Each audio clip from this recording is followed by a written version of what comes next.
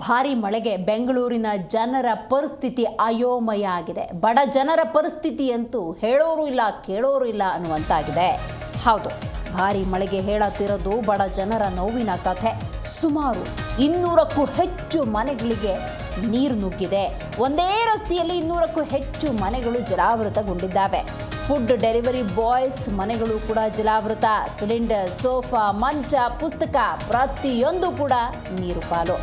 ಮಂಚದಿಂದ ಕೆಳಗೆ ಇಳಿಯಲಾರದಂತಹ ಪರಿಸ್ಥಿತಿ ನಿರ್ಮಾಣವಾಗಿದೆ.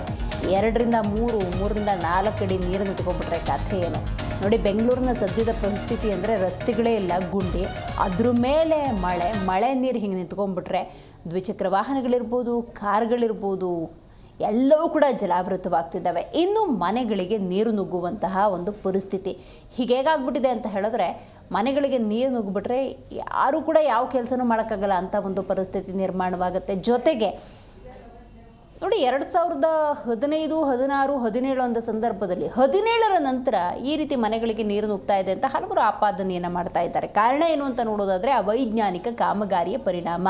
ಕೆಲವೊಂದು ವೈಟ್ ಟ್ಯಾಪಿಂಗ್ ಅಂತಾರೆ, ಅಭಿವೃದ್ಧಿ ಹೆಸರಲ್ಲಿ ರಸ್ತೆಗಳನ್ನು ಎತ್ತರಿಸುವಂಥ ಪ್ರಕ್ರಿಯೆ. ಆಗ ಕೆಳಭಾಗದಲ್ಲಿರುವಂತಹ ರಸ್ತೆಗಿಂತ ಕೆಳಭಾಗದಲ್ಲಿ ಮನೆಗಳಾಗ್ಬಿಡ್ತವೆ. ಆ ಸಂದರ್ಭದಲ್ಲಿ ಬಂದಂಥ ನೀರು ನುಗ್ಗುವಂತಹ ಕೆಲವೊಂದು ಸಿಚುವೇಶನ್ ಎದುರಾಗುತ್ತೆ. ಅದರದ್ದೇ ಪರಿಣಾಮವನ್ನು ಜನಸಾಮಾನ್ಯರು ಎದುರಿಸ್ತಿದ್ದಾರೆ. ಇದರ ಜೊತೆಗೆ ಅಭಿವೃದ್ಧಿ ಹೆಸರಿನಲ್ಲಿ ಭೂಭಾಗವನ್ನೇ ನಾವು ಬಿಟ್ಟಿಲ್ಲ ಅಂತ ಒಂದು ಪರಿಸ್ಥಿತಿ ನಿರ್ಮಾಣವಾಗಿದೆ. ಕಾಂಕ್ರೀಟ್ ಮಯ ಆಗಿದೆ. ಬಂದಂಥ ನೀರು ಭೂಮಿಯನ್ನು ಸೇರುವುದಿಲ್ಲ. ಇದೆಲ್ಲದರ ಪರಿಣಾಮವನ್ನು ಇವತ್ತು ನೋಡಿ ಬೆಂಗಳೂರು ಜನ ಎದುರಿಸ್ತಾ ಇದ್ದಾರೆ.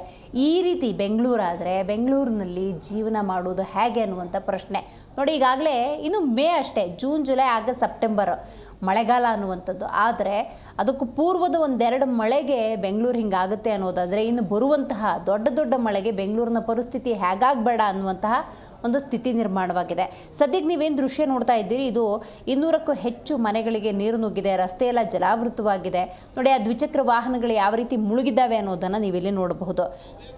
ರೈಟ್, ಈ ಬಗ್ಗೆ ಹೆಚ್ಚಿನ ಮಾಹಿತಿಯನ್ನು ನಮ್ಮ ಪ್ರತಿನಿಧಿ ಭವ್ಯ ನೀಡ್ತಾರೆ. ಭವ್ಯ, ಒಂದು ಬೆಂಗಳೂರಿನಲ್ಲಿ ನಿನ್ನೆ ಬಂದಂಥ ಮಳೆಗೆ 200ಕ್ಕೂ ಹೆಚ್ಚು ಮನೆಗಳೇ ನೀರು ನುಗ್ಗಿದೆ ಅನ್ನೋದಾದರೆ, ಇನ್ನು ಮುಂದೆ ಮಳೆಗಾಲ ಆರಂಭ ಆದರೆ ಕಥೆ ಏನು ಅಂತ ಸದ್ಯ ಎಲ್ಲಿ ಯಾವ್ಯಾವ ರೀತಿಯ ಅನಾಹುತವನ್ನು ಜನಸಾಮಾನ್ಯರು ಎದುರಿಸ್ತಿದ್ದಾರೆ ಭವ್ಯ?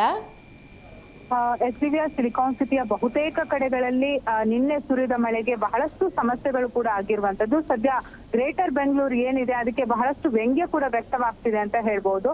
ಸೊ ನಿನ್ನೆ 2-3-4 ಗಂಟೆ ಮಳೆ ಸುರಿದಿದೆ. ಸೊ ಇದರ ಪ್ರಭಾವ ಗಾಂಧಿನಗರ ಆಗಿರ್ಬೋದು, ಕೋರ್ಮಂಗ್ಲ ಆಗಿರ್ಬೋದು, ಆಡುಗೋಡಿ, ಸಿಲಿಕಾನ್ ಸಿಟಿಯ ಬಹುತೇಕ ಅಂದ್ರೆ ಹೆಸರುವಾಸಿಯಾದಂತಹ ಪ್ರದೇಶಗಳಲ್ಲಿ ಕೂಡ ನೀರು ನಿಂತು ಬಹಳಷ್ಟು ಜನರು ಸಮಸ್ಯೆಯನ್ನ ಕೂಡ ಎದುರಿಸ್ತಾ ಇರುವಂತದ್ದು. ಪ್ರಮುಖವಾಗಿ ಗುಂಡೂರಾವ್ ಅವರ ಕ್ಷೇತ್ರ ಅಂದ್ರೆ ಗಾಂಧಿನಗರ, ಈ ಸುಮಾರು 200ಕ್ಕೂ ಹೆಚ್ಚು ಮನೆಗಳಿಗೆ ರಾಜಕಾಲುವೆ ನೀರು ನುಗ್ಗಿರುವಂತದ್ದು. ಸೊ ರಾತ್ರಿಯಿಂದ ಕೂಡ ಜನ ನರಕೆ ಯಾತನೆ ಅನುಭವಿಸ್ತಿದ್ದಾರೆ.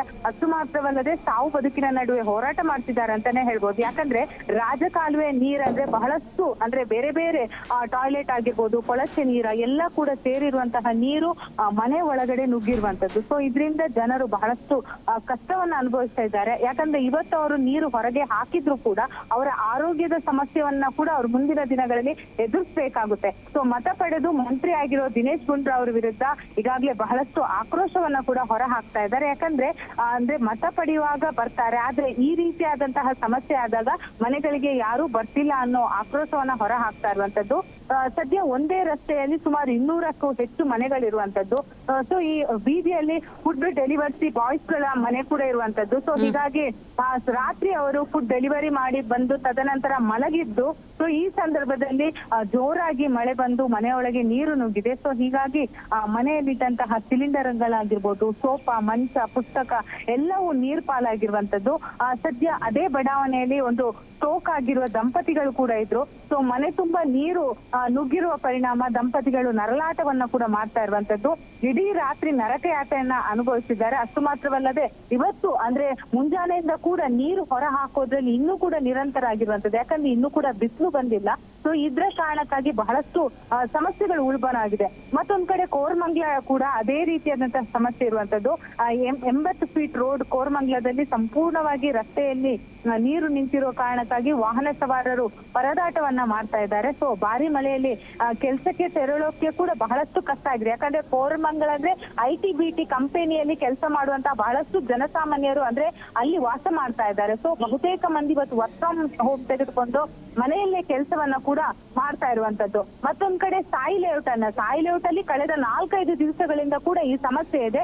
ಇವತ್ತು ಅಂದ್ರೆ ನಿನ್ನೆ BBMP ಕಮಿಷನರ್ ಭೇಟಿ ಕೊಟ್ಟಿದ್ರು. ಸೊ ಈ ಕಾರಣಕ್ಕಾಗಿ ಇವತ್ತು ಬೋಟಿನ ವ್ಯವಸ್ಥೆ ಮಾಡಿದ್ದಾರೆ. ಸೊ ಅಲ್ಲಿರುವಂತಹ ನಿವಾಸಿಗಳನ್ನ ಬೋಟ್ ನಲ್ಲಿ ಬೇರೆ ಪ್ರದೇಶಕ್ಕೆ ಕರೆದೊಯ್ಯುವಂತಹ ಕೆಲಸವನ್ನ ಕೂಡ ಮಾಡ್ತಾ ಇದ್ದಾರೆ. ಆದ್ರೆ ಸದ್ಯದ ಪರಿಸ್ಥಿತಿ ದಿವ್ಯಾ ಸಿಲಿಕಾನ್ ಸಿಟಿಯಲ್ಲಿ ಬಹುತೇಕವಾಗಿ ಸಮಸ್ಯೆಯಿಂದ ಕೂಡಿದೆ ಅಂತ ಹೇಳ್ಬೋದು. ಯಾಕಂದ್ರೆ ನಿನ್ನೆ ಸುರಿದ ಮಳೆಗೆ ಬಹಳಷ್ಟು ಸಮಸ್ಯೆ ಉಲ್ಬಣ ಆಗಿದೆ ದಿವ್ಯಾ. ಥ್ಯಾಂಕ್ ಯು ನಿಮ್ಮೆಲ್ಲ ಮಾಹಿತಿಗಾಗಿ ಭವ್ಯ.